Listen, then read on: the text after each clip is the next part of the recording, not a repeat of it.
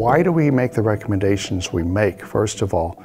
And why is it a problem if you start trying to break out of those and you're just looking at the dollars and cents of it and thinking about things like, well, I can get two for about the same price as one. Understand, the very first thing you have to do when you're matching subs with speakers, and this is so critical to getting your system to work properly, is you have to get the speed right. If the sub isn't faster than your speaker, then it's holding up the parade. And that's a terrible place to be. Those of us who've done this for years, that's the thing we hated the most about subwoofers as a category. They were generally so slow and sloggy that, yes, they made more bass, but at what cost to the system? So you had this sort of silly sounding thing that was like boom happening after the tweet. Everything else in the music would come first, and then there would be this drunk stumbling along, and you had this huge, loud, deep bass thing. We've gotten away from that. The RELs are all about speed. For example, a 510 is vastly quicker than even a T9X, and the 9Xs are so much faster than the old TIs.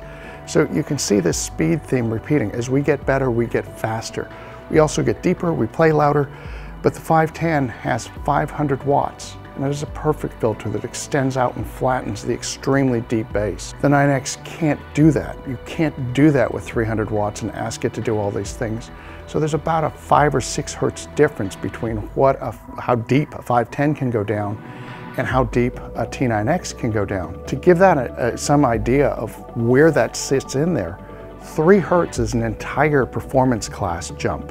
We're talking 5 hertz, almost 2 performance class jumps going between a 9X and a 510. That's huge.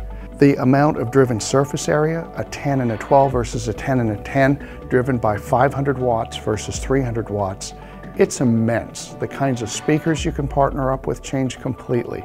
So what I suggest you do is take a look at what we recommend on the website. If we've recommended it, that's the correct model. Go to our website, there are headers up there, look underneath the tools, and there will be one for speaker partnering. And go through that, put your speakers in, or one that's very similar to it. We don't put all the various brands. There must be 2,000 speaker brands out there these days. But if it's a high quality 6.5 inch double 6 in a medium sized floor standard, find something else that's very similar and plug that in. And you'll see, if we recommend a 510, 2 T9Xs is not the same thing as one S510. If we say the best piece is for a single 510, and if you have the budget or you get into a larger room, do a pair, do that. There's a huge jump off between those two. And we're really, really careful. When we put those recommendations in, senior staff have listened to them many times in many different kinds of rooms.